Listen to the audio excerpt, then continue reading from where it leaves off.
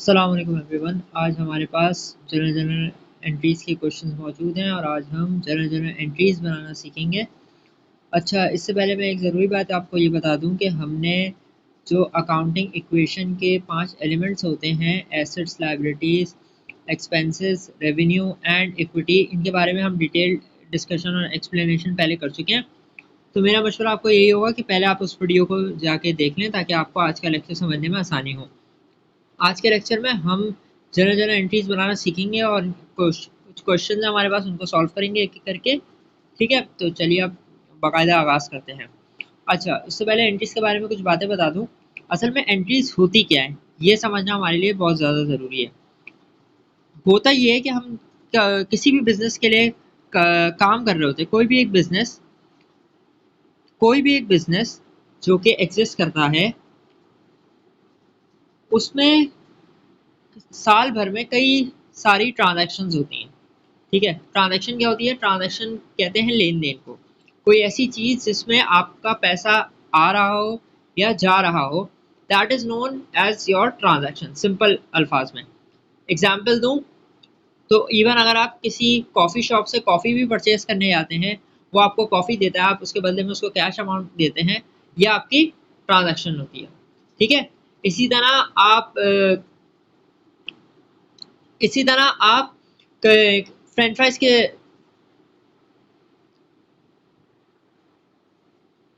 इसी तरह आप अगर कोई बड़ी चीज़ लेने जाएं, फर्नीचर लेने चले जाएं या कोई और चीज़ लेने, एक सिंपल इवन अगर आप एक सूट भी खरीदने जा रहे हैं या एक टॉफ़ी भी खरीदने जा रहे हैं, वो भी आपकी ट्रांजैक्शन होगी क्योंकि उसके अगेंस्ट आप कुछ पेमेंट कर रहे हैं। सर क्या ट्रांजैक्शन क्रेडिट पे हो सकती है? बिल्कुल हो सकती है। आपके मोहल्ले में एक परचून की दुकान है जिसमें आपने लिस्ट बना के दे दी अंकल को, महीने भर का सामान है भाई, ये हमें चाहिए। आपने ये लिस्ट दे दी और अंकल को कहा कि आप सामान घर पे डिलीवर कर दीजिएगा, पैसे मैं बाद में आपको दे दूंगा। ठीक है, बड़ा आम है, बहुत कॉमन है हमारे घरों में। तो अंकल ने आपके घर पे सामान डिलीवर कर दिया, अभी तक आपने पैसे नहीं दिए। ठीक है, वो अभी भी उधार पे ही है, इन अ सेंस वो उधार ही है। अब क्योंकि अंकल ने आपके घर पे सामान डिलीवर कर दिया, डिलीवरी हो गई है, तो हम ये कहेंगे कि ट्रांजैक्शन अकर हो गई है। ठीक है, तो ये ट्रांजैक्शन है। तो किसी भी बिजनेस में जो साल भर में ट्रांजैक्शंस होती हैं, उनको रिकॉर्ड करने का सबसे पहला जो स्टेप होता है वो आपका होता है जनरल एंट्रीज का। वो आपका क्या होता है? जनरल एंट्रीज का मतलब बिजनेस में कोई भी ट्रांजैक्शन जैसी ही अकर होगी, हम सबसे पहले उसको उसकी एंट्री बना के उसको रिकॉर्ड करेंगे। ठीक है, अच्छा, अब बिजनेस में एंट्रीज किस पॉइंट ऑफ व्यू से बनती है ये भी बता दूं। बिजनेस में हमारे पास कस्टमर भी इन्वॉल्व होता है, बिजनेस में हमारे पास ओनर भी होता है, बिजनेस में हमारे पास गवर्नमेंट भी होती है और बिजनेस में हमारे पास सप्लायर भी होता है। ये चार बहुत मेन लोग हैं जो बिजनेस से इन्वॉल्व होते हैं। लेकिन हम किसी एक के पर्सपेक्टिव को लेकर जनरल एंट्रीज नहीं बनाते। हम बनाते हैं सिर्फ बिजनेस पॉइंट ऑफ व्यू से एंट्री। जो हमारा बिजनेस है उसके हिसाब से हम एंट्रीज बनाते हैं। हम ना सप्लायर की सोच के हिसाब से, ना ओनर की सोच के हिसाब से, ना कस्टमर की सोच के हिसाब से एंट्रीज बनाएंगे। हम बनाएंगे तो सिर्फ बिजनेस की थिंकिंग पॉइंट ऑफ व्यू से एंट्रीज बनाएंगे। ठीक है, तो अब क्वेश्चन पढ़ते हैं और इसका बाकायदा आगाज करते हैं। तो question number 1, journalise the following transactions in the book of mister A. तो मिस्टर ए हैं, इन्होंने ट्रांजैक्शन अकर की हैं 2005 में। अब ट्रांजैक्शन पढ़ते हैं। मार्च 1 started business with cash 50,000 rupees. अच्छा, एक बात मैं आपको बता दूं कि एंट्रीज में जनरल के क्वेश्चन में, बल्कि पूरी अकाउंटिंग में ही बहुत ज़्यादा आपने ध्यान रखना है डेट का। जो डेट्स होती हैं ना, ये बहुत ज़्यादा इंपॉर्टेंट रोल प्ले करती हैं हमारी अकाउंटिंग एंट्रीज में भी और आगे अकाउंट्स की रिकॉर्डिंग में भी। बहुत आपको आगे चल के अंदाजा होगा कि किस तरह छोटी छोटी चीज़ों में फ़र्क आ जाता है सिर्फ डेट्स की बुनियाद पे। तो डेट आपने बहुत ज़्यादा ध्यान से देखनी है। मार्च 1, पहली मार्च को मिस्टर ए बिजनेस स्टार्ट करते हैं विद रुपीज़ कैश 50,000। 50,000 रुपये से बिजनेस स्टार्ट हो रहा है। तो सबसे पहले हम ये बात कर लेते हैं कि यहाँ पे सबसे पहली इन्वॉल्वमेंट है कैश की। उसके बाद दूसरा यहाँ पे हो रहा है बिजनेस में पैसा आ रहा है। बिजनेस में पैसा आने को नॉर्मल जबान में अगर मैं बोलूँ तो इन्वेस्टमेंट है। ऐसे ही है ना, बिजनेस में हम कोई भी बिजनेस स्टार्ट करते हैं तो उसमें हम ओनर पैसा लगाता है बिजनेस में, वो पैसा लगाना ज़रूरी होता है क्योंकि कैपिटल होना बहुत ज़रूरी होता है बिजनेस में। तो वो पैसा लगाना आपकी उस बिजनेस में इन्वेस्टमेंट होती है, ऐसा ही है। और यही यहाँ पे हो रहा है, मिस्टर ए अपने बिजनेस में 50,000 रुपये लगा रहे हैं, तो 50,000 रुपये इन्वॉल्व हो गए और हमारी इन्वेस्टमेंट आ गई। और इन्वेस्टमेंट को अकाउंटिंग की ज़बान में कहते हैं इक्विटी। ये बात हम कर चुके हैं कि इक्विटी आपकी इन्वेस्टमेंट होती है, वो पैसा जो बिजनेस में आ रहा है। अच्छा, अब ज़रा बात करते हैं कैश पे। कैश क्या है? कैश, तो जैसा कि हम सबको पता है कि कैश हमारा करंट एसेट है, और एसेट का रूल हमने पढ़ा था कि एसेट जब इंक्रीज़ होता है तो डेबिट होता है और जब डिक्रीज़ होता है तो क्रेडिट होता है। अब यहाँ पे मैंने आपको बताया था कि बिज़नेस पॉइंट ऑफ व्यू से हमें देखना है, तो बिज़नेस में पैसा आ रहा है, बिज़नेस में पैसा आ रहा है का मतलब है कैश इंक्रीज़ हो रहा है, कैश इंक्रीज़ हो रहा है तो डेबिट होगा। और इक्विटी यहाँ पे बिज़नेस में पैसा आ रहा है, इन्वेस्टमेंट हो रही है, तो इक्विटी भी बिज़नेस की इंक्रीज़ हो रही है। और हमने इक्विटी का रूल ये पढ़ा था कि जब भी इक्विटी इंक्रीज़ होती है तो वो हमेशा क्रेडिट होती है। तो इसकी एंट्री बनेगी कैश डेबिट, इक्विटी और कैपिटल इज क्रेडिट। तो चलिए इसकी एंट्री देखते हैं। तो ये हमारे पास इसकी एंट्री मौजूद है। Number 1, cash debit and capital is credited by the amount of ₹50,000। I hope ये एंट्री आपको समझ आ गई होगी। अब अगली एंट्री पे बात करते हैं। अच्छा जी, तो हमारे पास नेक्स्ट एंट्री मौजूद है मार्च 1 की ही, डिपॉजिटेड इनटू बैंक ₹25,000। मतलब ये कि ऊपर जो 50,000 रुपये हैं, इन्हीं में से हमने 25,000 जो हैं वो बैंक में जमा करा दिए हैं। ठीक है, मिस्टर ए जो बिजनेस में 50,000 रुपये लेकर आए थे, उसमें से 25,000 हमने बैंक में जमा करा दिए। ठीक है, अच्छा ये बात भी ध्यान में रहे कि ये जो बैंक अकाउंट है ये मिस्टर ए का पर्सनल बैंक अकाउंट नहीं है, ये बिजनेस का बैंक अकाउंट है।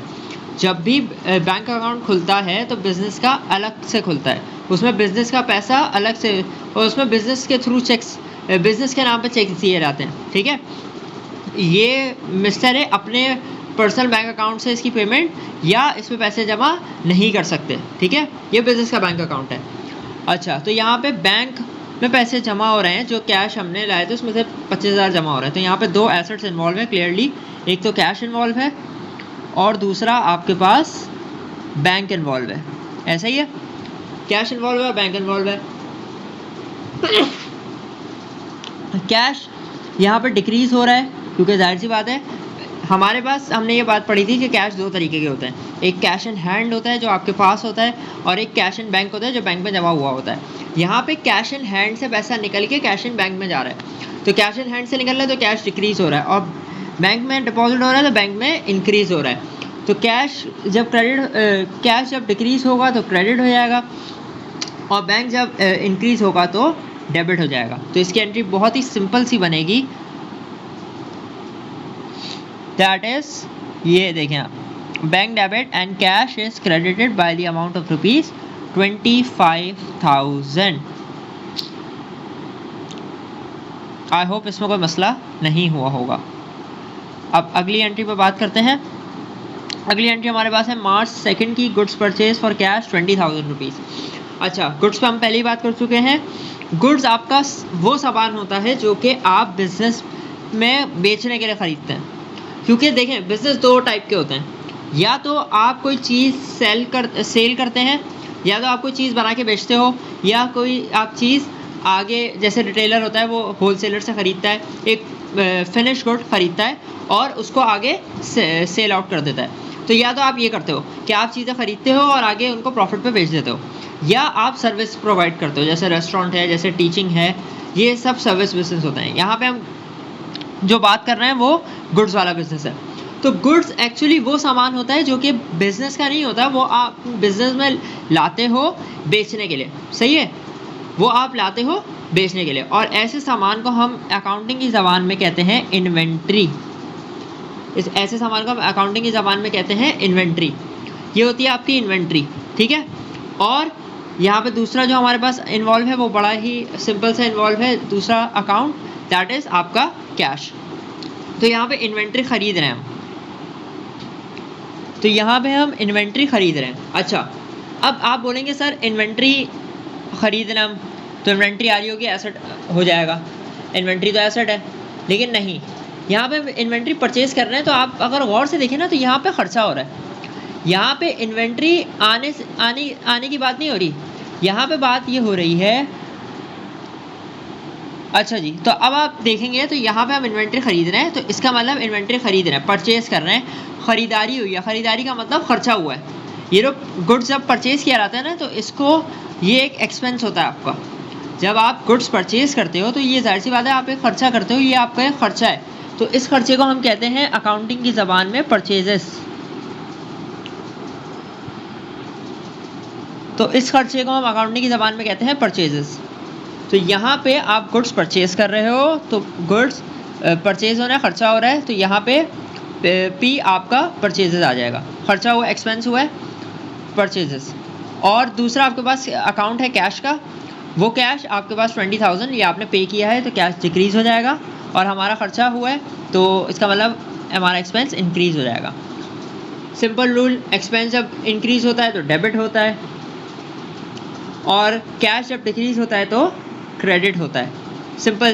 तो इसकी एंट्री बनेगी परचेजेस डेबिट और कैश क्रेडिट।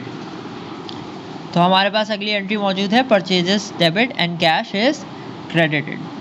आई होप आपको मार्च 2 की एंट्री समझ आ गई होगी।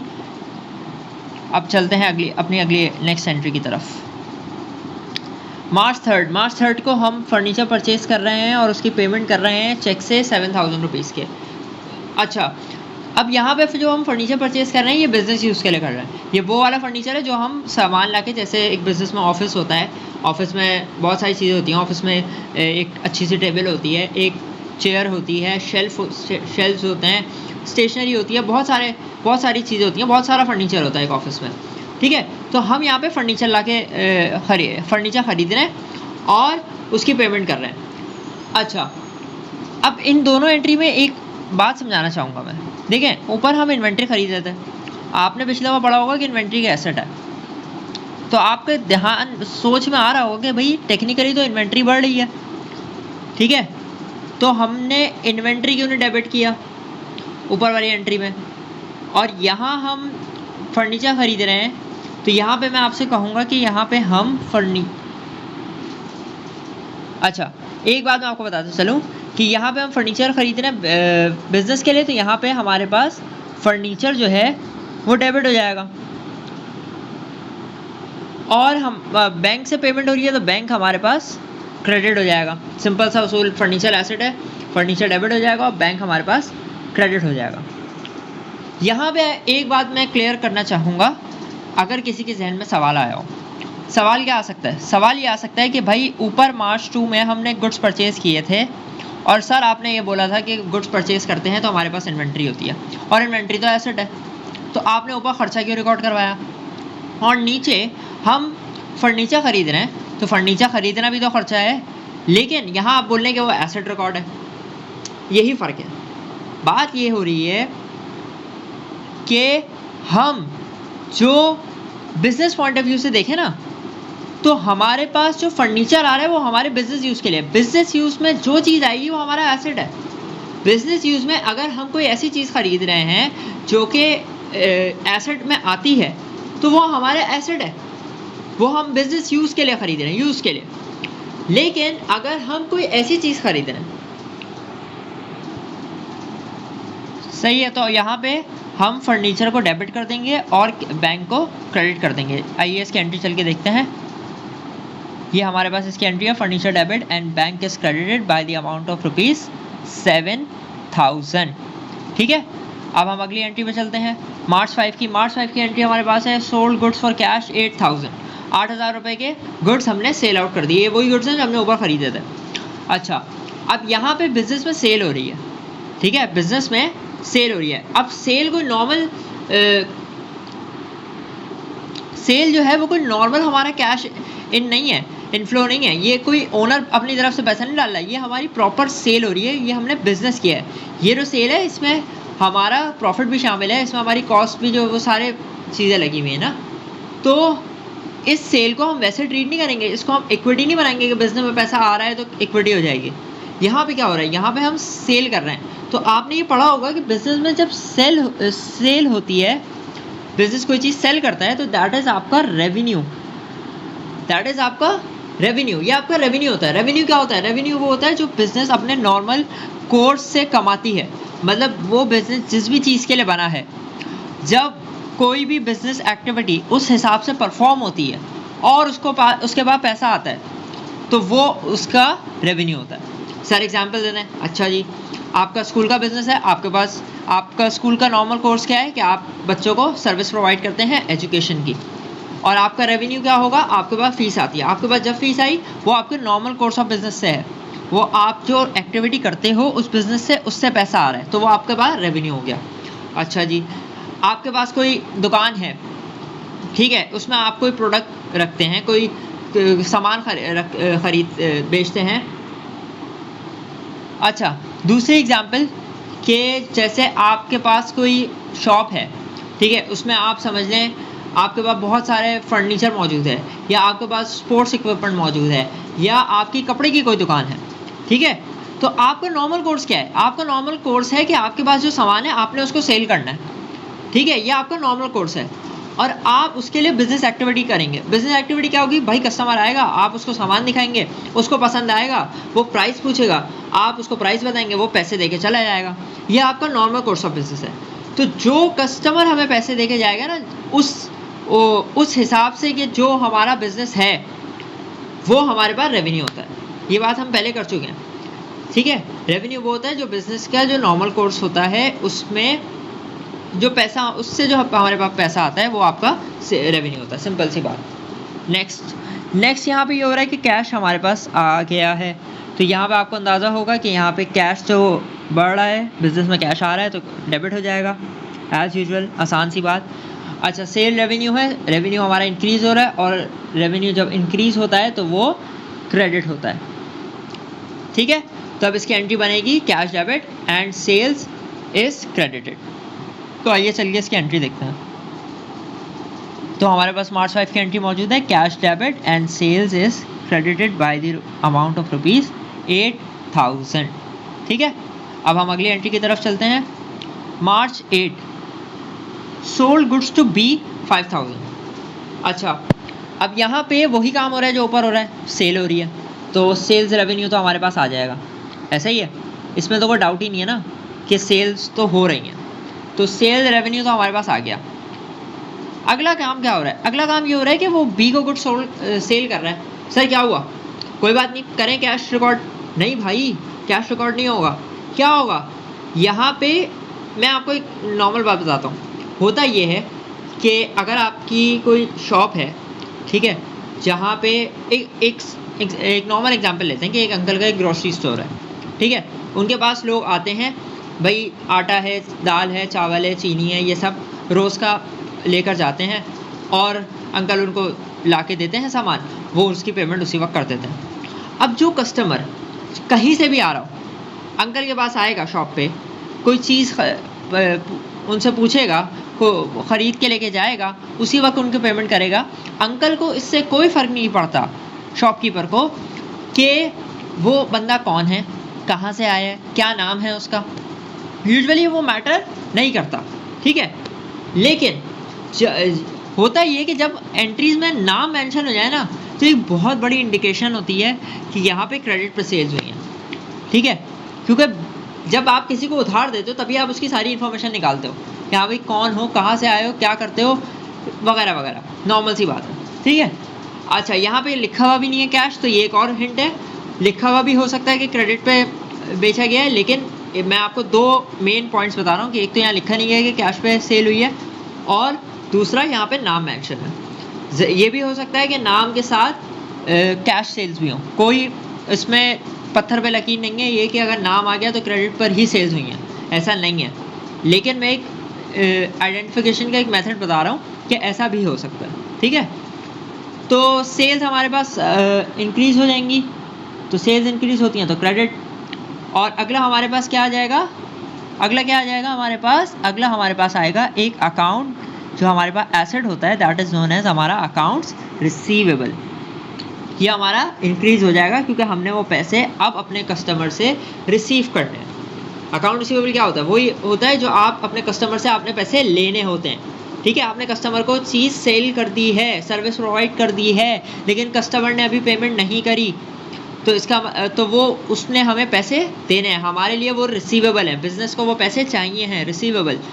ठीक है, तो ये हमारा एसेट है, ये इंक्रीज हुआ तो डेबिट हो जाएगा, और सेल्स हमारी इंक्रीज हुई तो वो क्रेडिट हो जाएगी। तो इसकी एंट्री बनेगी account receivable debit and sales credited.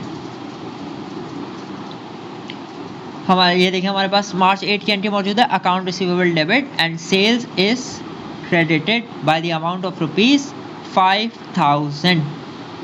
I hope ये एंट्री आपको समझ आ गई होगी अगर आपने पिछला लेक्चर देखा होगा। अब हमारे पास नेक्स्ट एंट्री मौजूद है मार्च 12 की, goods purchase from mister x 7000 भाई एक्स हमारा सप्लायर है, उससे हमने 7000 के गुड्स परचेज किए हैं। ठीक है, नाम आ गया तो, और बताया हुआ भी नहीं है कि कैश पे किए हैं, तो इसका मतलब यही है कि हमने उससे उधार पे सामान ख़रीदा है। अच्छा, ये हमारा सप्लायर है, ठीक है, ये हमें सामान प्रोवाइड करता है। तो अब यहाँ पे अकाउंट रिसीवेबल का एक और समझ लें, तो यहाँ पे क्रेडिट पे हम सामान खरीद रहे हैं। ठीक है, तो अब यहाँ पे होगा क्या सेल रिकॉर्ड होगी? नहीं भाई, सामान खरीदा है, सेल कैसे रिकॉर्ड होगी? यहाँ पे रिकॉर्ड होगा आपका खर्चा, परचेजेस। ठीक है, बढ़ गया, समझ आ गई, डेबिट होगा, ये तो कोई डाउट ही नहीं है कि सामान खरीदा है तो परचेज डेबिट हो जाएगी। अगला काम क्या है? अगला काम ये है कि अब हमने पैसे पे करने हैं। पहले हमने पैसे लेने थे पिछली एंट्री में, और इस बार हमें पैसे पे करने हैं। तो पैसे पे करने के लिए हमारे पास एक अकाउंट खुलता है जो कि हमारी लाइबिलिटी होती है current, that is known as accounts payable. Account payable वो अकाउंट कि जब हम किसी से उधार पे सामान लेते हैं और हमें वो सामान हमें उसके सामान की पेमेंट करनी होती है, तो वो हमारा अकाउंट्स पेएबल होता है। तो हमारी लाइबिलिटी इससे इंक्रीज़ हो जाएगी। ठीक है, जब भी हम उधार पे सामान लेंगे तो हमारी लाइबिलिटी इंक्रीज़ होगी। ठीक है, कम नहीं होगी, कम तब होगी जब हम पे करेंगे। तो अकाउंट्स पेएबल इंक्रीज़ हो जाएगा। अब लाइबिलिटी है, लाइबिलिटी जब इंक्रीज़ होती है तो वो हमेशा क्रेडिट होती है। तो इसकी एंट्री चल के देखते हैं। तो इसकी एंट्री हमारे पास मौजूद है मार्च 12 की, purchases debit and accounts payable is credited by the amount of ₹7000। इन दोनों एंट्रीज़ को गौर से देख लें, बहुत इंपॉर्टेंट एंट्रीज़ थी। ठीक है, और आई होप आपको ये समझ आ गई होंगी।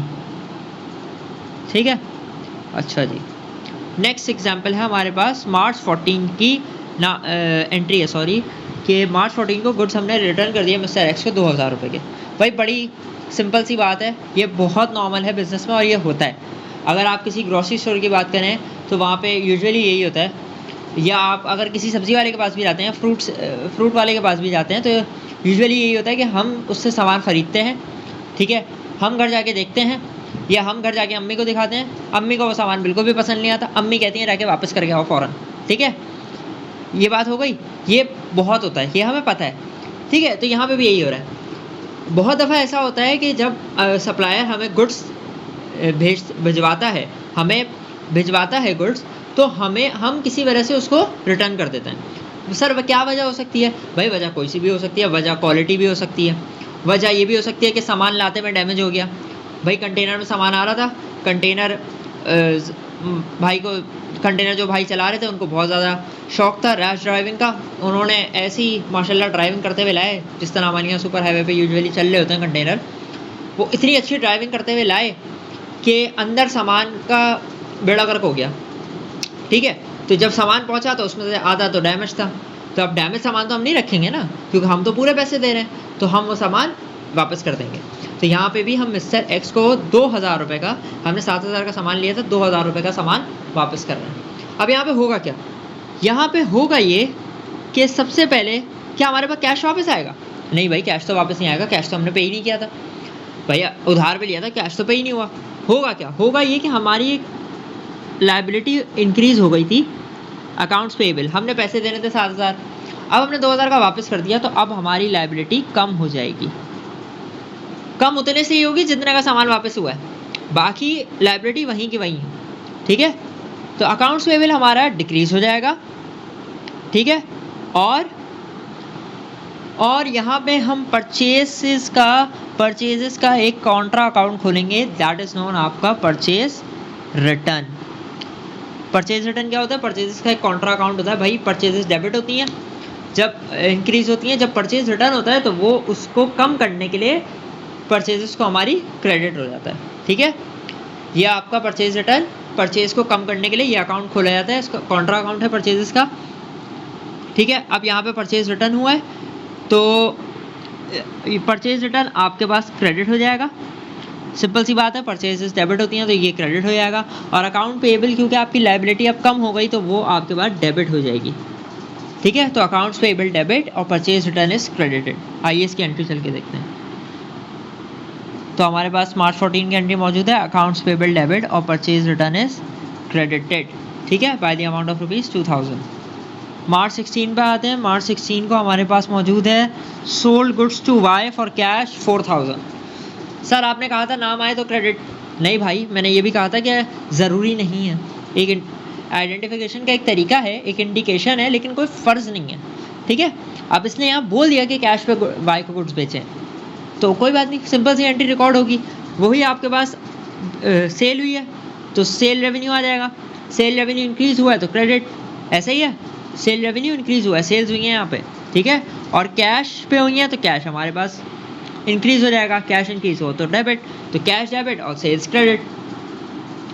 यहाँ पे ये मौजूद है इसकी एंट्री, कैश डेबिट और सेल्स क्रेडिट। सिंपल सी एंट्री। आई होप इसमें कोई भी मसला आपको नहीं हुआ होगा। अच्छा जी, अब हमारे पास अगली बहुत ही इंपॉर्टेंट एंट्री मौजूद है। मार्च 18 की कैश रिसीव हुआ है मिस्टर बी से 4500 रुपये और डिस्काउंट अलाउ हो गया 500 रुपीज़। अच्छा भाई, अब ये क्या चीज़ है? तो ये कुछ यूँ है कि अगर मैं आपको याद दिलाऊं कि ऊपर हम मार्च 8 की ट्रांजैक्शन देखें, हमने बी को गुड्स बेचे थे।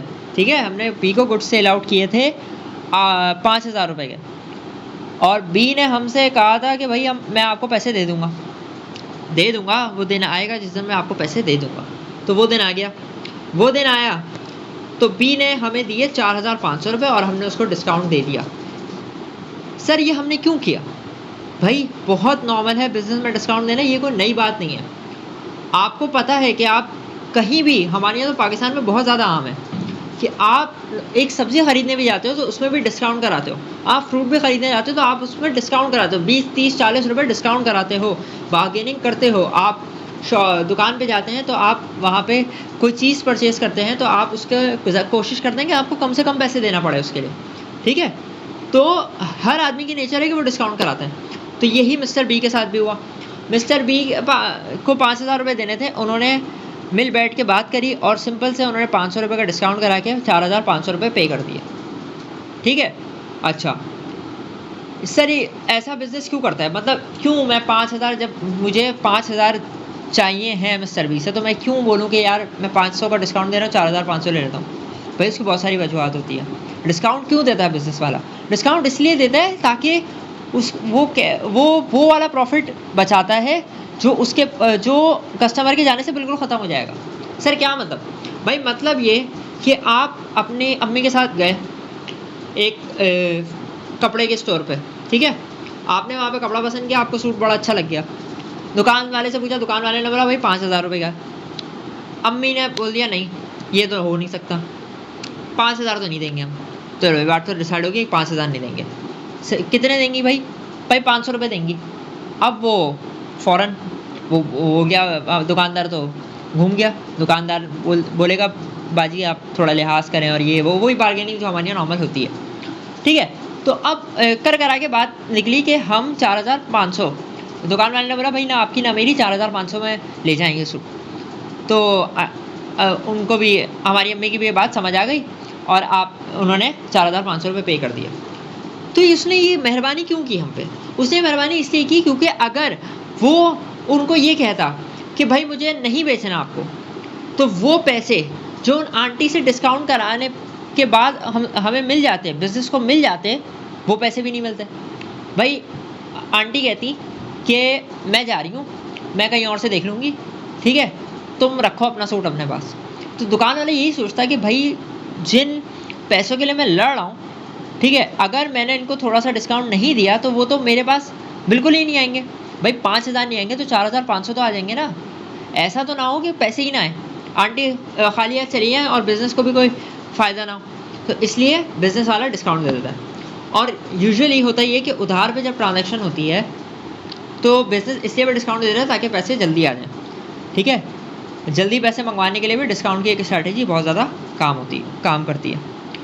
अब होगा क्या, होगा ये कि हमारे पास अकाउंट रिसीवेबल का एक अकाउंट था। पहले मैं कैश की बात कर दे रहा हूँ। कैश हमारे पास रिसीव हो गया, सिंपल सी बात है, कैश इंक्रीज़ हो गया। डिस्काउंट अलाउ हुआ है तो डिस्काउंट हमारे पास आ गया।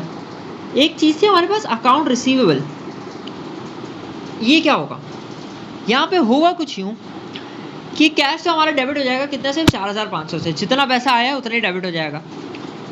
डिस्काउंट हमारे पास मौजूद है, डिस्काउंट हमें मिला है, डिस्काउंट हमें मिला है हमने दिया है, हमने डिस्काउंट दिया है उनको 500 रुपये का। तो डिस्काउंट हमने अलाउ कर दिया, 500 रुपये का डिस्काउंट अलाउ हो गया। तो ये जो हमारा अकाउंट रिसीवेबल है ना, ये जो हमारा डिक्रीज़ होगा ये होगा 5,000 से, ये होगा 5,000 से। सर क्यों भाई? वो इसलिए कि डिस्काउंट तो हमने अलाउ किया ना, पैसे तो हमने माफ़ कर दिया। तो जब माफ़ कर दिए तो फिर हम क्यों कस्टमर के खाते में उसको रखें? सिंपल सी बात है कि जब हमने डिस्काउंट दे दिया तो हम क्यों कस्टमर को बोलेंगे भाई तुमने तो 4,500 दिए थे। वो बोलेगा सर आपने मुझे डिस्काउंट दे तो दिया। तो डिस्काउंट का मतलब क्या है कि डिस्काउंट अलाउ कर दिया। तो हमारे लिए वो चीज़ तो 5,000 की थी। दुकानदार ने जो आपकी अम्मी को कपड़ा बेचा वो उसके लिए 5,000 का ही था, वो तो उसने 4,500 में दे दिया ना। तो वो कैश तो 4,500 रिकॉर्ड करेगा और 500 रुपये का डिस्काउंट रिकॉर्ड करेगा, लेकिन बताएगा यही कि मेरे पास 5,000 रुपये का कपड़ा बिक गया। ठीक है, तो यहाँ पे यही हो रहा है कि हम जो अकाउंट रिसीवेबल लेस करेंगे वो पूरी अमाउंट से 5,000 रुपीज़ से करेंगे। इसकी एंट्री पे चलते हैं। तो हमारे पास इसकी एंट्री मौजूद है, कैश डेबिट सेल्स डिस्काउंट, सही है, बाय द रुपीज़ ऑफ 500, और अकाउंट रिसीवेबल हमारा क्रेडिट हो जाएगा 5,000 से। आई होप आपको ये सारी बात समझ आ गई होगी, जो पूरी मैंने कहानियाँ बता के समझाने की कोशिश की है। आई होप आपको ये बात समझ आ गई होगी, डिस्काउंट वाली सारी। अच्छा जी, अगली एंट्री, मार्च 20 को withdrew from bank for private use 1,500 rupees. भाई हो क्या रहा है प्राइवेट यूज़? क्या मतलब सर? भाई प्राइवेट यूज़ ये कि ओनर अपने घर के लिए पैसे लेके जा रहा है बिजनेस के पैसों में से। सर ऐसा क्यों? भाई वो ओनर है, वो कर सकता है, उसी के लाए हुए पैसे हैं तो वो लेके भी जा सकता है। बस फ़र्क सिर्फ इतना है कि जब वो पैसे लाता है तो बिज़नेस में कैपिटल इंक्रीज़ होता है और उस कैपिटल को हम कहते हैं इक्विटी। ठीक है, वो हमारा कैपिटल होता है, वो इक्विटी कहलाता है। जब बिज़नेस में पैसा चला जाता है ना, जब वो अपने प्राइवेट यूज़ के लिए ले जाए तो उसको हम कहते हैं ड्राइंग्स। ठीक है, उसको हम क्या कहते हैं? उसको हम कहते हैं ड्राइंग्स। ड्राइंग्स ये होती हैं कि बिज़नेस के पैसों में से, चाहे वो कैश इन हैंड हो, चाहे कैश इन बैंक हो, या कोई फर्नीचर हो, या कोई करंट एसेट हो, वो अगर वो घर के लिए ले जाए, प्राइवेट यूज़ के लिए ले जाए, ठीक है, तो वो आपकी ड्राइंग से लाती हैं। और ड्राइंग का एक अकाउंट ऐसा होता है कि ड्राइंग्स जब भी अकर होती हैं ये हमेशा डेबिट होती हैं। ठीक है, ये हमेशा क्या होती हैं? डेबिट होती हैं। और जहाँ से पैसा गया है या जो भी चीज़ गई है वो आपके पास क्रेडिट हो जाएगी। सिंपल, हमारे पास बैंक से पैसे गए हैं 1,500 रुपये, तो बैंक हमारे पास डिक्रीज़ हो जाएगा, क्रेडिट हो जाएगा। सिंपल, बहुत सिंपल एंट्री इसकी, सिंपल सी entry, drawing debit and bank is credited. अच्छा जी, अगली एंट्री देखते हैं। अगली एंट्री हमारे पास मार्च 22 की है, withdrew from bank for use in business ₹1,000। Sir business use के लिए पैसे निकाले हैं, दोनों में फ़र्क है। पहले बैंक से पैसे निकाले थे इसलिए कि घर पे लेके जा सके। अब जो बैंक से पैसे निकाले हैं ना, वो इसलिए निकाले हैं कि बिज़नेस में यूज़ कर सके। तो सर यहाँ पे हम एंट्री इसकी नहीं बनाएंगे कि हमें ये तशवीश नहीं होनी चाहिए कि बिज़नेस में कहाँ यूज़ किए। हम सिर्फ एंट्री इस बात की बनाएंगे कि बिज़नेस के बैंक अकाउंट में से पैसे निकल के बिज़नेस के कैश इन हैंड में आ गए। तो इसका मतलब क्या कि जो हमने डिपॉजिट की एंट्री बनाई थी उसकी बिल्कुल उलट एंट्री यहाँ बन जाएगी। क्या मतलब सर? मतलब ये भाई के बैंक हमारे पास क्रेडिट हो जाएगा, बैंक से पैसे निकल गए और हमारे हाथ में आ गए, तो कैश हमारे पास इंक्रीज़ होके डेबिट हो जाएगा और बैंक क्रेडिट हो जाएगा। ये भी इंतहाई सिंपल सी एंट्री, ये देख लीजिए, सिंपल सी एंट्री बनी हुई है यहाँ पे, cash debit and bank is credited bye ₹1,000। ठीक है, अच्छा जी, अब हमारे पास एक्सपेंस आ रहा है मार्च 26 को टेलीफोन का बिल पे किया है 500 रुपीज़। तो भाई बिल एक्सपेंस या टेलीफोन रेंट किसी भी नाम से एक्सपेंस है, डेबिट हो जाएगा, इंक्रीज़ हुआ है। याद रखिएगा जब भी हम एक्सपेंस पे करते हैं तो हमारा खर्चा होता है, इंक्रीज़ होता है। ठीक है, बच्चे इसमें कन्फ्यूज हो जाते हैं कि सर वो तो पे कर दिया तो वो खर्चा तो ख़त्म हो गया।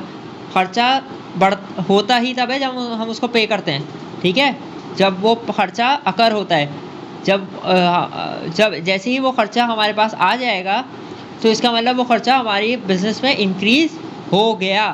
बहुत सारे बच्चों की कन्फ्यूजन होती है कि भाई जब पैसे पे कर दिए तो खर्चा तो ख़त्म हो गया।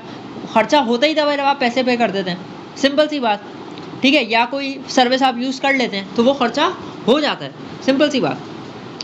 तो एक्सपेंस डेबिट हो गया और हमने पे यहाँ पे नहीं बताया गया तो हम कैश से ही पे करेंगे, सिंपल सी बात। तो कैश हमारे पास डिक्रीज हो जाएगा, expense debit, cash is credit. ये हमारे पास एंट्री मौजूद है। टेलीफोन रेंट डेबिट कर लें, बिल एक्सपेंस डेबिट कर दें, टेलीफोन बिल डेबिट कर दें, टेलीफोन एक्सपेंस डेबिट कर दें, सब कुछ सही है, बस एक्सपेंस होना चाहिए। अगला हमारे पास मौजूद है cash paid to X in full 4500। अच्छा, ये फुल क्या होता है ये मैं बताना भूल गया था ऊपर, यहाँ मैं आपको बता देता हूँ। भाई हमने अपने कस्टमर को डिस्काउंट दिया था, 5000 उसको देने थे, हमने कहा था 4500 दे दो। अब अल्लाह का करना ये हुआ कि हमारे सप्लायर ने भी हम पर तरस खा के या हमसे दोस्ती यारी में ही 500 रुपये हमें माफ़ कर दिए और हमें डिस्काउंट दिया। ये फुल का मतलब है। फुल का मतलब ये है, फुल का वही मतलब है जो मैं आपको समझा रहा था अकाउंट रिसीवेबल में, कि भाई हमने जब डिस्काउंट अलाउ कर दिया या हमें जब डिस्काउंट मिल गया तो उस अकाउंट रिसीवेबल की या उस अकाउंट पेबल की जो आपके ज़िम्मेदारी लगी हुई थी या वो पैसे जो आपने लेने थे वो पूरे के पूरे सेटल हो गए। ये फुल का मतलब होता है फुल सेटलमेंट हो गई। ठीक है, फुल पूरे तरीके से सेटलमेंट हो गई। इसका मतलब कि एक भी रुपया अब बाकी देने को या लेने को नहीं है। ठीक है, तो इसकी एंट्री मैं आपको दिखा देता हूँ। इसकी एंट्री वही बनेगी, अकाउंट पेएबल।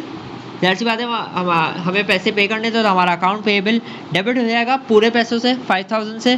कैश हमारे पास जितना हमने पे किया उतना से क्रेडिट होगा और परचेज डिस्काउंट 500 से क्रेडिट हो जाएगा। सिंपल सी एंट्री है इसकी। आई होप अगर आपको ऊपर मैंने बहुत डिटेल में ये बात समझाई थी, इससे मैंने इस पर इतना टाइम नहीं लगाया। अब हमारे पास लास्ट एंट्री मौजूद है, सेटलमेंट फॉर हिज अकाउंट मार्च 31। भाई मार्च 31 को ये सारे खर्चे किए हैं तो इन सारे खर्चों की एक साथ ही एंट्री बना देते हैं। सही है, stationery debits, rent expense debit, salaries expense debit, सारे एक्सपेंस डेबिट करके सबका टोटल करके उनको क्रेडिट कर दिया। तो आई होप आपको ये सारी एंट्रीज जो हमने क्वेश्चन नंबर 1 में की, बहुत डिटेल में मैंने समझाने की कोशिश की, ये आपको समझ आ गई होंगी। और इसमें कोई भी ऐसा पॉइंट हो तो आप ज़रूर हमें बता भी सकते हैं। और मैं तो यही कहूँगा कि मैंने बहुत डिटेल में बात को समझाने की कोशिश की है, तो आप कोशिश करिएगा कि इसको रिव्यू कर लें ताकि आपको कोई पॉइंट मिस हो गया तो आपको वो बड़े आसानी से समझ आ जाए। अच्छा, मैं एक और बात ये बता दूं कि आप जो ये नीचे एक एक लाइन की इंग्लिश लिखी हुई देख रहे हैं एंट्रीज के नीचे, इसको हम कहते हैं नरेशन। नरेशन क्या होती है? नरेशन बेस होती है। एंट्री आप किस बेस पे बना रहे हो, ऐसा क्या हुआ है कि आप एंट्री बना रहे हो, इसको हमने एक्सप्लेन करना होता है एज अ वन लाइनर। एक लाइन में हमने उस एंट्री को एक्सप्लेन करना होता है एंट्री के नीचे। तो वो उसके लिए हम एक इंग्लिश की लाइन लिख देते हैं टू रिकॉर्ड करके, जो भी बिजनेस ट्रांजैक्शन हो रही है उसको लिख देते हैं। ठीक है, तो वो हमारे पास नरेशन हो जाती है कि भाई इस बेस पे एंट्री बनाई गई है। तो ये था हमारा क्वेश्चन नंबर 1। आई होप आपको समझ आ गया होगा प्रॉपरली। अब हम चलते हैं अपने नेक्स्ट क्वेश्चन की तरफ। अब हम क्वेश्चन नंबर 2 पे आते हैं। क्वेश्चन नंबर 2 में आई होप बहुत ज़्यादा डिटेल समझानी नहीं पड़ेगी क्योंकि हम बहुत सारी एंट्रीज इसमें डिस्कस कर चुके हैं। हाँ, जो नई एंट्रीज हैं उनके बारे में हम ज़रूर इसमें बात करेंगे। तो चलिए क्वेश्चन का बाकायदा आगाज़ करते हैं। Question number 2, mister Dinshaw a sole proprietor. Sole proprietor का मतलब है कि ऐसा बिजनेसमैन जो अकेले ही बिजनेस करता है। ठीक है, उसका कोई पार्टनर नहीं है, उसके साथ कोई शेयर होल्डर वगैरह कुछ भी नहीं है।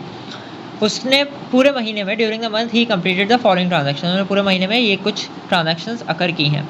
अच्छा जी, मार्च 1 को issued a cheque for ₹500 for establishing a petty cash fund.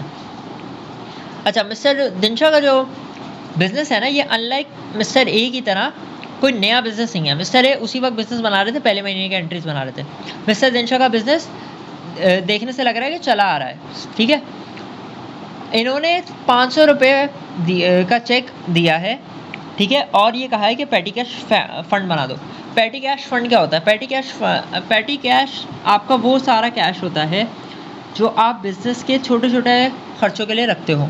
आप आगे जाके इसका अलग से हमारे पास चैप्टर है, इसको हम डिटेल से डिस्कस करेंगे और इसमें इसको बनाना सीखेंगे कि किस तरह बिजनेस एक फंड अपने लिए इकट्ठा करता है ताकि वो बिजनेस के छोटे छोटे खर्चे निकाल सके, ठीक है, और उसका अलग से रिकॉर्डिंग कर सके। तो वो जो खर्चा निकालना होता है ना बिजनेस के लिए, छोटे छोटे खर्चों के लिए पैसे निकालना होते हैं, दैट इज़ कॉल्ड आपका पेटी कैश फंड, ठीक है। ये हमारे पास एक एसेट की सूरत होती है। पेटी कैश फंड आपके पास एक एसेट होता है, ठीक है, क्योंकि उसके अंदर पैसे होते हैं और वो आप किसी चीज़ के पेटी कैश फंड जो है वो हमारा एक एसेट होता है क्योंकि उसमें हमारे पास पैसे होते हैं, कैश की वजह से नहीं, लेकिन एसेट की जो डेफिनेशन है कि वो कोई ऐसी चीज़ जो आपको आगे फ़ायदा पहुंचाए। तो ये हमें क्या फ़ायदा पहुंचाती है? आगे हमारे खर्चे इसी से निकलते हैं, इन्हीं पैसों से। तो हम पेटी कैश फंड को एज एन एसेट ट्रीट करते हैं।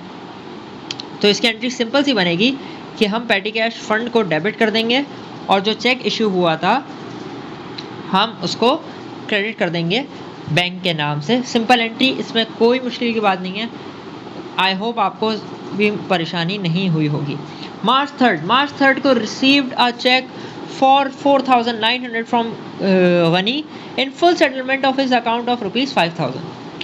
भाई गनी इनके कोई समझ लें कस्टमर हैं, ठीक है, और वो ऊपर वाली बात, उन्होंने हमें 5,000 रुपये देने थे।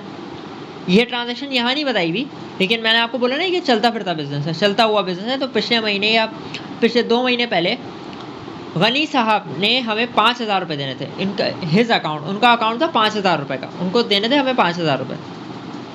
उन्होंने हमें दिए 4,900 रुपये और हमने उसकी फुल सेटलमेंट कर दी। फुल सेटलमेंट का मतलब है कि बाकी बचे हुए पैसे को डिस्काउंट कर दिया। सर बाकी कितने बचे? बाकी बचे 100 रुपये।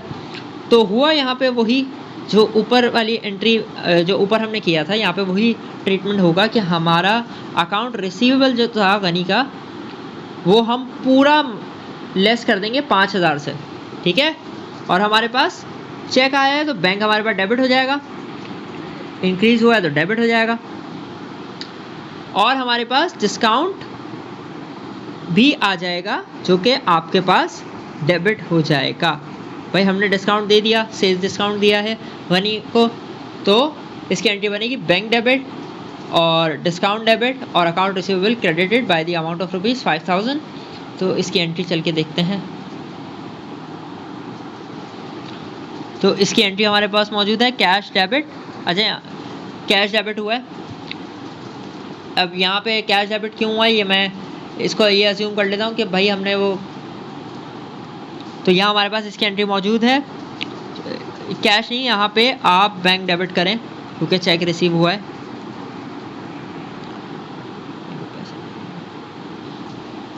अच्छा जी, तो हमारे पास कैश डेबिट है। सर कैश क्यों डेबिट है? कैश इससे डेबिट है भाई कि हमने उनसे चेक रिसीव किया है, ये चेक हमारे बैंक अकाउंट में अभी नहीं आया है। जब हमारे बैंक अकाउंट में ये चेक आएगा तो फिर हम इसको एज अ बैंक के अकाउंट में ट्रीट करेंगे, ठीक है। वहाँ हमने उनके बैंक से हमारे पास चेक आया है, तो इसका मतलब ये नहीं कि हमारे बैंक अकाउंट में ट्रांसफ़र हो गया। अगर हमारे बैंक अकाउंट में ट्रांसफ़र होता तो फिर हम बैंक को डेबिट करते, ठीक है। इस एंट्री को दोबारा समझा देता हूँ।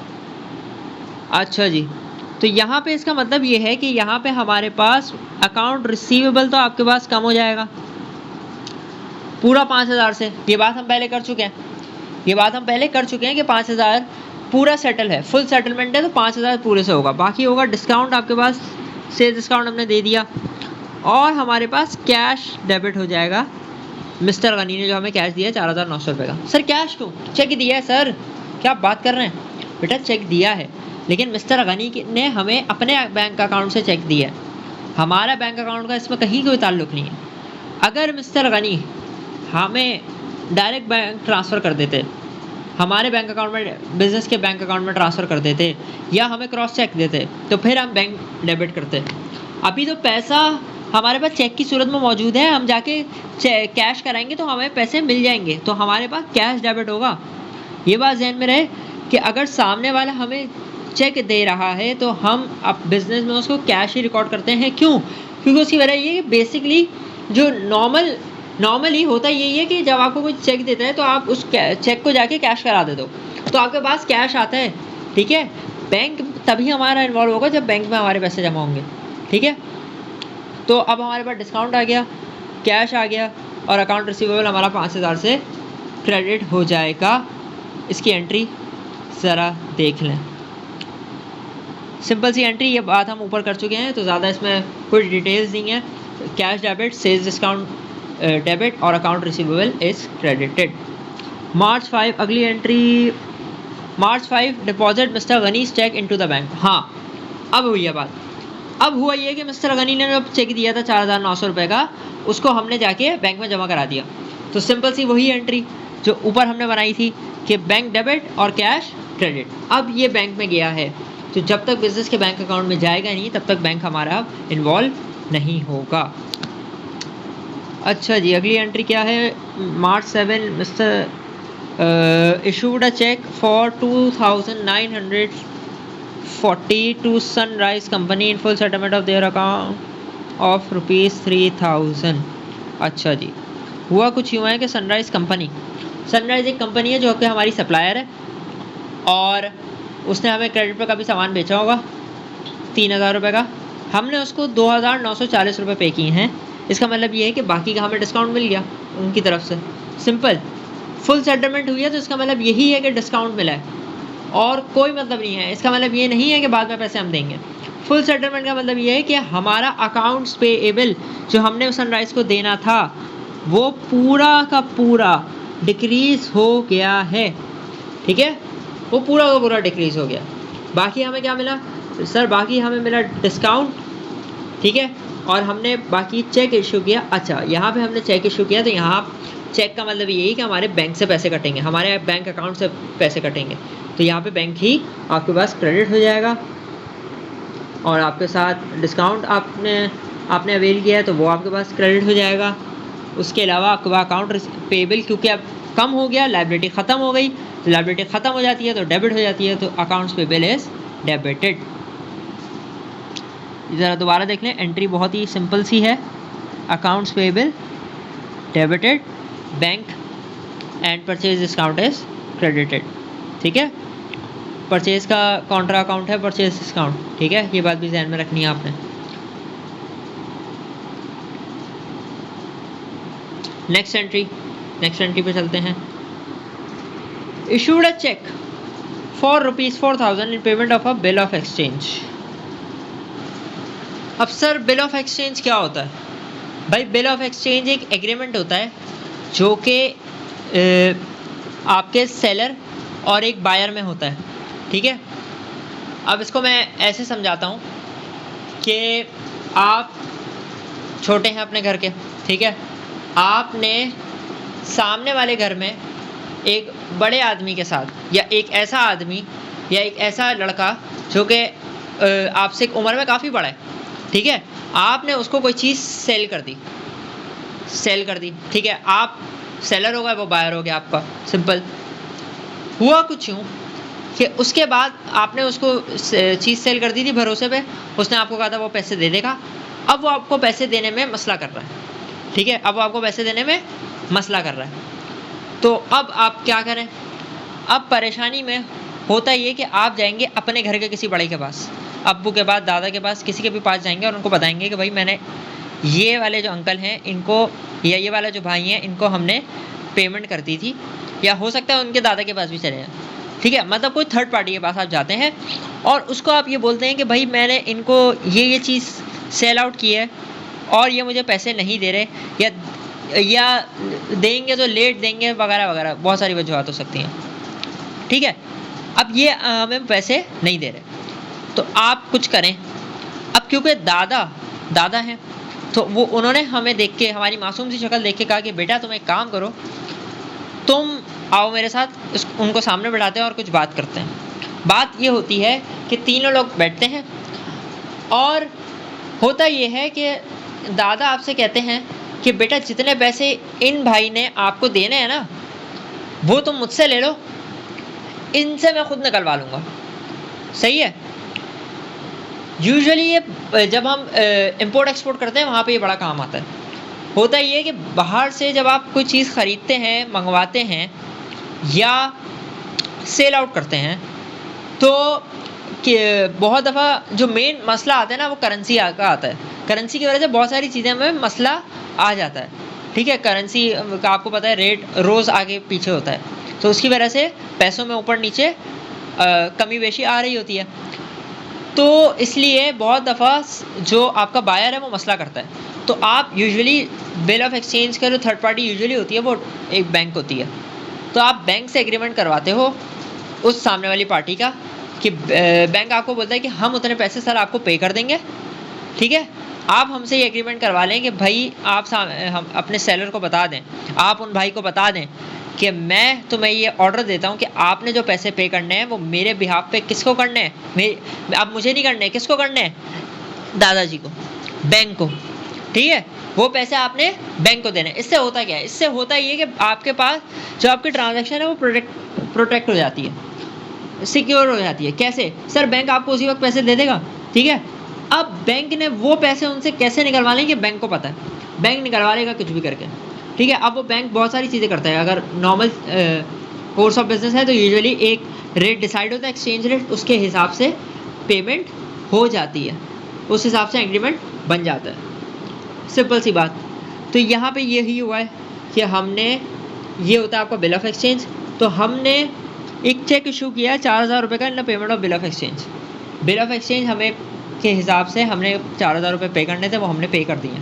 तो यहाँ पे कुछ ज़्यादा लंबी चौड़ी गुफ्तगू नहीं है, बिल ऑफ एक्सचेंज है तो बिल ऑफ एक्सचेंज हमने पे करा है। पे का मतलब हमारी जो बिल्स पेएबल, भाई जिस तरह अकाउंट पेएबल होता है इस तरह क्योंकि बिल है तो अब एग्रीमेंट हो गया ना, तो इसलिए बिल्स पेएबल हमारी एक जो लाइबिलिटी थी वो ख़त्म हो जाएगी और हमने चेक इशू किया तो बैंक से पैसे चले जाएंगे। लाइबिलिटी ख़त्म हुई, डेबिट, बैंक से पैसे चले गए, क्रेडिट। एंट्री देखते हैं, एंट्री आपके पास मौजूद है, bills payable debit and bank is credited by the amount of ₹4,000। Simple सी बात। बिल ऑफ एक्सचेंज आगे अगर कभी आया तो और इसको मज़ीद गहराई में रहकर डिस्कस करेंगे। अभी मैंने शॉर्ट में जितना समझा सकता था बता दिया। March 11 sold merchandise for cash 10,500 of which rupees 6,500 was deposited into the bank। अच्छा जी, यहाँ पे बहुत सारे काम हो रहे हैं, ज़रा टुकड़ों में तोड़ते हैं कामों को। सोल्ड मर्चेंडाइज, भाई मर्चेंडाइज बेच दी, सेल्स हुई हैं, एक बात तो कंफर्म हो गई। ठीक है, सेल्स ये हो गई, कैश पे बेची हैं, कैश भी आ गया। और 10,500 में बेची थी, 6,500 हमने बैंक में डिपॉजिट करा दिया, बैंक भी आ गया। सर यहाँ हो क्या रहा है, बच्चा हो कुछ भी नहीं रहा। बात सिंपल सी है कि हमने सेल्स करी 10,500 की, सेल की अमाउंट तो वही रहेगी। ठीक है, हमारे पास पैसे आए 10,500, पैसे आए 10,500, लेकिन हमने 10,500 को किया ये कि 10,500 में से 6,500 को हमने बैंक में डिपॉजिट करा दिया। ठीक है, 6,500 को हमने बैंक में डिपॉजिट करा दिया।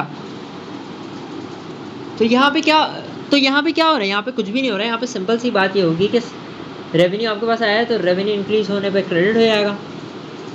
सही है, कैश इंक्रीज होने पे डेबिट हो जाएगा। कैश 10,500 से इंक्रीज नहीं होगा क्योंकि हमने फ़ौरन ही बैंक में जमा करा दिया। जब फ़ौरन बैंक में जमा करा दिया तो फ़ौरन पैसे बैंक में चले जाएंगे।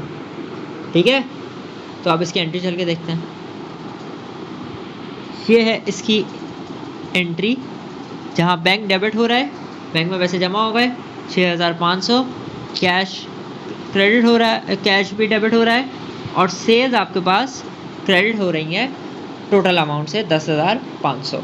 ठीक है, अच्छा अगर हम 1-2 दिन में, क्योंकि उसी दिन की ट्रांजैक्शन है तो इसलिए हमने कैश को क्रेडिट मज़ीद नहीं किया कि हम 10,500 से कैश को डेबिट करते हैं फिर क्रेडिट करते हैं। नहीं भाई, कोई ज़रूरत नहीं है क्योंकि एक ही दिन में काम हो रहा है तो फ़ौरन हमने बैंक को डेबिट कर दिया। ये ऐसे ही हो गया कि हमने बैंक में फ़ौरन ही पैसे जमा करा दिए। सिंपल सी बात है।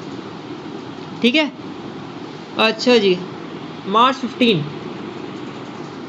Purchase merchandise for ₹, 8,000 for which 2,000 was paid in cash and check was issued for the balance of 6,000।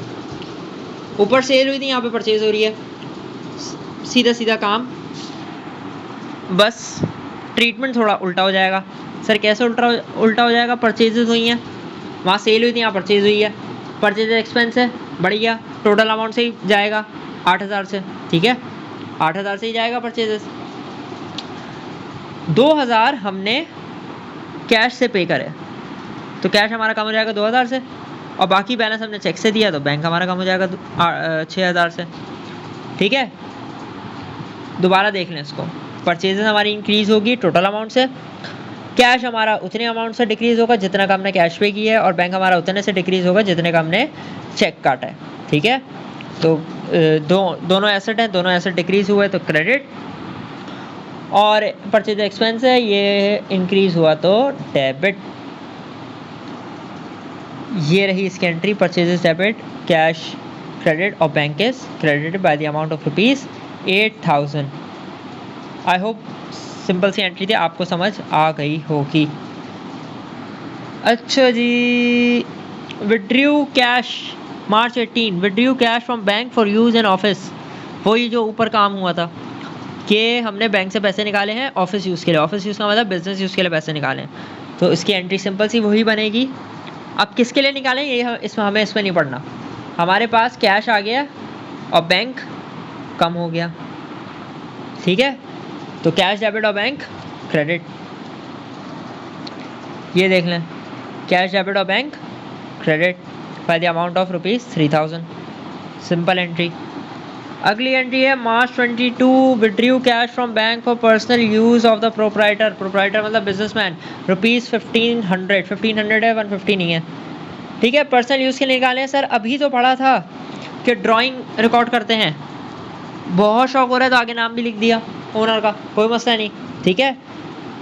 तो ओनर ने ड्राइंग्स करी है और क्योंकि उसने पैसे एज अ चेक निकाले थे, मतलब बैंक से निकाले थे, तो इसको हम बैंक क्रेडिट कर देंगे, सिंपल एंट्री, इसमें कोई समझाने वाली बात नहीं थी। March 25 collected ₹5,000 cash at maturity of bill receivable. भाई एक बिल वो था जो हमने ऊपर पे किया है, वो अलग था, यहाँ हमें पैसे लेने थे, ठीक है, और हमें पैसे रिसीव हो गए।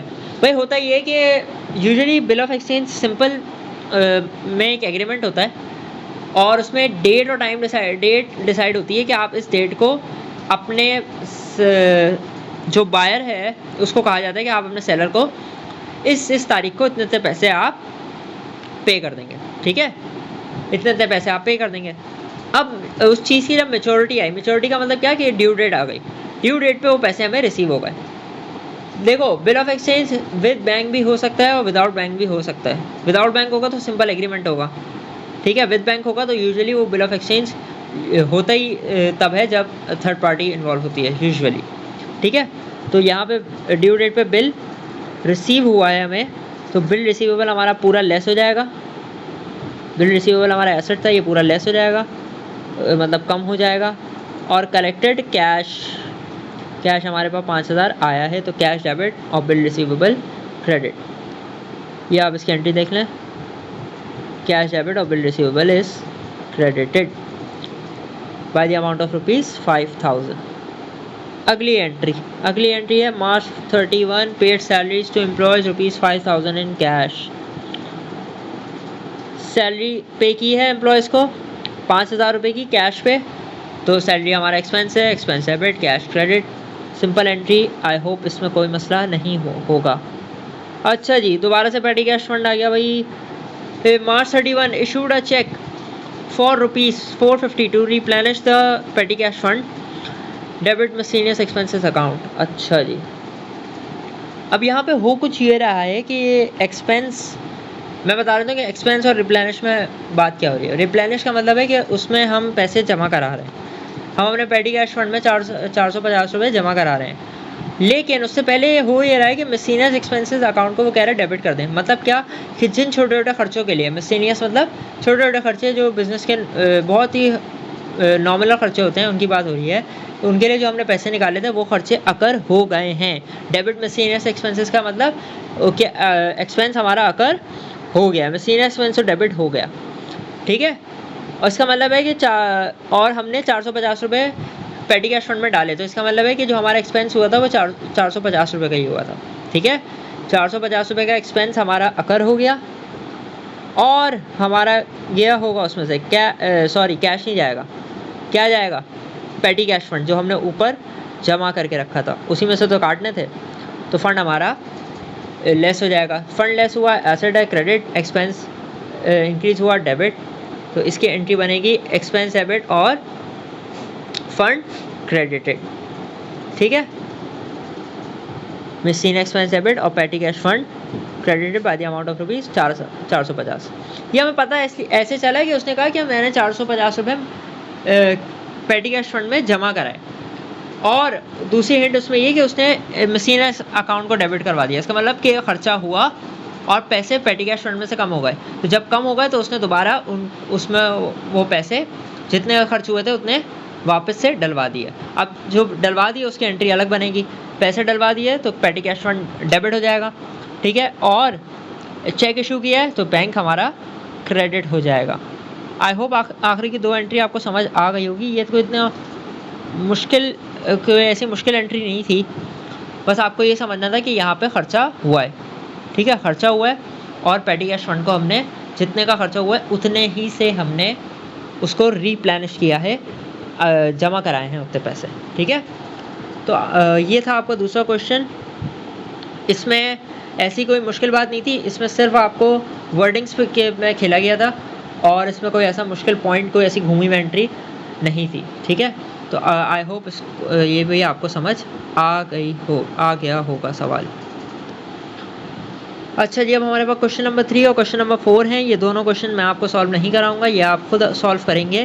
पहले ऊपर के दोनों क्वेश्चंस को ध्यान से समझ के सीख कर फिर आप इन क्वेश्चंस को खुद से सॉल्व करने की कोशिश करेंगे, और जब आप सॉल्व कर लें तो हमारी डिस्क्रिप्शन में इसमें लिंक दी गई होगी इसके आंसर्स की, उन आंसर्स को आप अपने साथ मैच कर लीजिएगा ताकि आप अपनी समझ को देख पाएँ कि आपको कितना जनरल समझ आया है। अच्छा जी, इसमें कुछ एंट्रीज डिस्कस कर लेते हैं। इसमें वैसे तो सारी एंट्रीज ए वही हैं जो हम ऊपर करते हुए आ रहे हैं, तो इसमें आई होप कि आपको कोई मसला नहीं होगा, ठीक है। इसमें हम सारे वही एंट्रीज हैं जो कि हम सारे, इसमें वही पॉइंट्स हैं जो हम ऊपर डिस्कस करते हुए आ रहे हैं, इसमें कोई मसला नहीं होगा। अगर आप एक एंट्री अगर मैं आपको बता दूं कि जैसे अप्रैल 19 की है, advice receive from the bank that a customer had deposited 4000 and directly into the bank, मतलब हमें बैंक से फ़ोन आया कि सर एक कस्टमर ने आपके पैसे जमा कराए हैं बैंक में, तो इसमें घबराने की ज़रूरत नहीं है कुछ। इसमें आप कस्टमर का अकाउंट्स पेबल अपना अकाउंट रिसीवेबल लेस कर देंगे, ठीक है, और बैंक में पैसे जमा हुए हैं, डायरेक्टली जमा हुए हैं, तो बैंक आपका डेबिट हो जाएगा और अकाउंट रिसीवेबल आपका कम हो जाएगा, सिंपल, ठीक है। और इसमें कोई ऐसा मसला नहीं था। अगला क्वेश्चन हमारे पास मौजूद है। इसमें ट्रेडर अपना बिजनेस स्टार्ट कर रहा है कैश से और इक्विपमेंट से। कोई घबराने वाली बात नहीं है, जिस तरह कैश आपने डेबिट किया था उस तरह इक्विपमेंट भी आप डेबिट कर देंगे, ठीक है, और फिर बाकी वही जो एंट्री बनेगी। उसके अलावा यहाँ पे पेड कार्ट्रेज, पहली एंट्री अगर आप देखें, purchase merchandise on credit and paid cartage आपकी ट्रांसपोर्टेशन कॉस्ट होती है, ठीक है, खर्चा होता है, एक्सपेंस होता है, तो इसको एक्सपेंस से ट्रीट करिएगा, ठीक है। और इसमें कोई ऐसी एंट्री नहीं है जो कि आई होप आपको समझ ना आए, ठीक है, ऐसी कोई भी एंट्री नहीं है इसमें जो कि आपको तंग करेगी। तो दैट्स इट। आई होप आप लोगों को दोनों क्वेश्चन समझ आ गए होंगे और आप ये दोनों क्वेश्चंस खुद से सॉल्व करने की कोशिश करेंगे और इंशाल्लाह सही सॉल्व करेंगे। तो that's it for today's class. आज हमने जनरल एंट्रीज़ बनाना सीखी। जनरल एंट्रीज़ की बहुत सारी ट्रांजैक्शंस हमने पढ़ी और उनको समझा, और हमने ये सीखा कि किस तरह एंट्रीज़ को रिकॉर्ड करते हैं, कैसे कैसे अमाउंट में चेंजेस आती हैं, और डिफरेंट टर्मिनोलॉजीज़ के भी हमने मतलब सीखे। तो ये था आपका जनरल का चैप्टर। आई होप आपको दोनों क्वेश्चन समझ आए होंगे और आप तीसरा और चौथा क्वेश्चन सॉल्व करेंगे। That's it for today. Thank you so much. अल्लाह हाफ़िज़।